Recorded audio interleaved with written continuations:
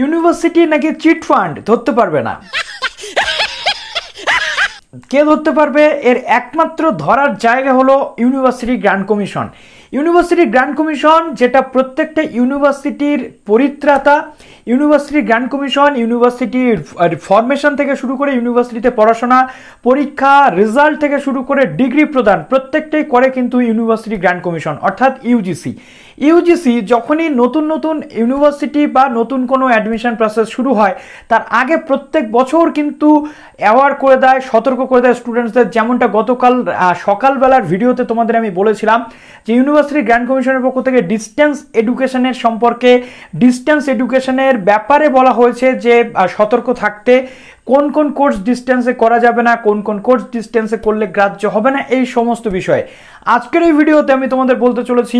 University grant কমিশনের পক্ষ থেকে 21টা ইউনিভার্সিটিকে ফেক ইউনিভার্সিটি হিসেবে কিন্তু বলতে গেলে এক্সপ্রেস করা হচ্ছে বা প্রকাশ করা হয়েছে সেই ইউনিভার্সিটির নাম দিয়ে, যে ইউনিভার্সিটিগুলোতে ভর্তি হলে তোমাদের ডিগ্রি কিন্তু ভ্যালিড হবে না, অর্থাৎ ডিগ্রি কিন্তু গ্রহণযোগ্যতা পাবে না। ইউনিভার্সিটি গ্র্যান্ট কমিশন প্রত্যেকবার বলে থাকে, এটা গত বছরও কিন্তু বলেছিল, সেই ইউনিভার্সিটিগুলো থেকে সবসময় তোমাদের নিজেদেরকে সেফ রাখতে হবে। এবং বলে রাখা ভালো, আমাদের ওয়েস্ট বেঙ্গলের দুটো ইউনিভার্সিটিও কিন্তু এর মধ্যে রয়েছে। কিছু বছর আগে আমরা চিট ফান্ড কেলেঙ্কারি সম্পর্কে একাধিক তথ্য জানতাম। এর মধ্যে বিভিন্ন কোম্পানি ছিল, আমি সেই কোম্পানিগুলোর নাম করতে চাই না।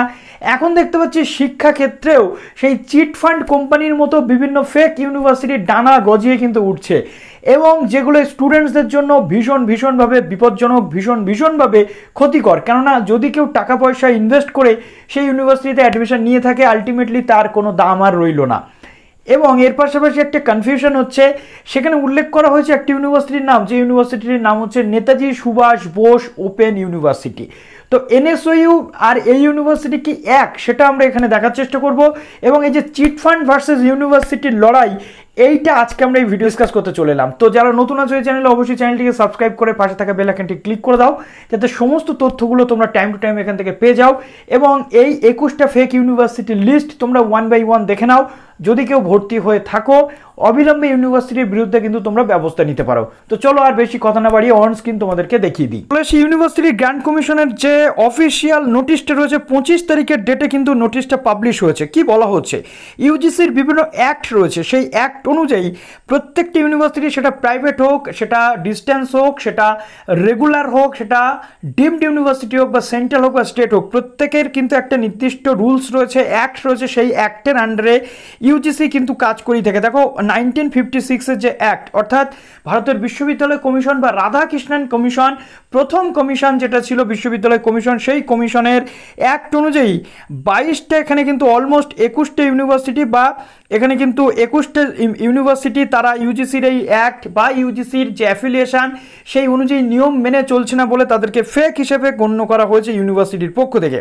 সেই ইউনিভার্সিটিগুলো কিন্তু কোনো রকমভাবে পড়াতে পারবে না, এবং তাদের আন্ডারে যারা যারা পড়েছে তাদের সার্টিফিকেট গ্রাহ্য হবে না। কোন কোন ইউনিভার্সিটি যাবো? প্রথমত দিল্লি, যে আমরা দেখতে পাচ্ছি দিল্লি স্টেটের মধ্যে all India institute of public physical health and sciences, state government aided university এটা। তারপরে রয়েছে দেখো commercial university limited, Daryaganj Delhi, united nations university, vocational university Delhi, এবং ADR centric judicial university, Indian institute of science and engineering, তারপরে Vishwakarma open university, তারপরে এখানে তোমাদের আধ্যাত্মিক বিশ্ববিদ্যালয় যেটা রয়েছে স্পিরিচুয়াল ইউনিভার্সিটি। এই ইউনিভার্সিটিগুলো টোটাল ইউনিভার্সিটি কিন্তু ফেক। এতদিন যারা এখানে পড়াশোনা করেছো তাদের যে ডিগ্রি বা রেজাল্ট সেগুলো কিন্তু ভ্যালিড হবে না। কর্ণাটভি, বাদাংভি, সরকার ওয়ার্ল্ড ওপেন ইউনিভার্সিটি এটা ফেক। তারপরে সেন্ট জনস ইউনিভার্সিটি কৃষ্ণাত্তম কেরালা, এটাও ফেক। তারপরে রাজা অ্যারাবিক ইউনিভার্সিটি নাগপুর মহারাষ্ট্র, এটাও কিন্তু ফেক ইউনিভার্সিটির মধ্যে পড়ছে। ওয়েস্ট বেঙ্গলের মধ্যে দুটো ইউনিভার্সিটি রয়েছে fake university, Indian institute of alternative medicine 80, এটা রয়েছে কিন্তু চৌরঙ্গি রোডে অবস্থিত। তারপরে Indian institute of alternative medicine and research যেটা রয়েছে ডায়মন্ড হারবারে, এই ইউনিভার্সিটিটাও কিন্তু ফেক ইউনিভার্সিটি, ঠাকুরপুকুরে অবস্থিত। উত্তরপ্রদেশের মধ্যে রয়েছে গান্ধী হিন্দি বিদ্যাপীঠ প্রয়াগ এলাহাবাদ এটা।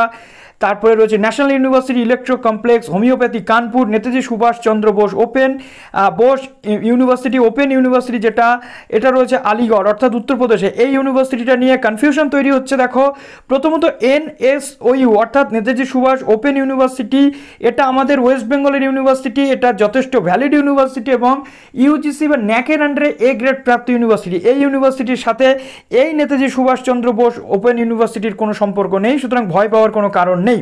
ভারতীয় শিক্ষা পরিষদ, ভারত ভবন, মৈত্রী চিন্নাথ ইউনিভার্সিটি, তারপরে রয়েছে দেখো ওড়িশার মধ্যে আমরা দেখতে পাচ্ছি নবভারত শিক্ষা পরিষদ, তারপরে রয়েছে দেখো north Odisha university of agriculture technology, পদুচেরিতে রয়েছে Shri Bodhi academy higher education. তারপর শুধু তাই নয়, অন্ধ্রপ্রদেশে আমরা দেখতে পাচ্ছি Christ new testament deemed university. প্রত্যেকটি ইউনিভার্সিটি কিন্তু ফেক ইউনিভার্সিটির মধ্যে পড়ছে, সুতরাং এই ইউনিভার্সিটিগুলোতে তোমরা অ্যাডমিশন নেবে না। এছাড়াও প্রচুর ইউনিভার্সিটি রয়েছে যে ইউনিভার্সিটিগুলোতে তোমরা অ্যাডমিশন নিলে তোমাদের কিন্তু কোনো প্রবলেম হবে না। তো চলো ভিডিওটা প্লিজ একটু শেয়ার করে দিও যাতে প্রত্যেকের কাছে এই আপডেটটা পৌঁছে যায়। ভালো থেকো সবাই, অল দ্য বেস্ট।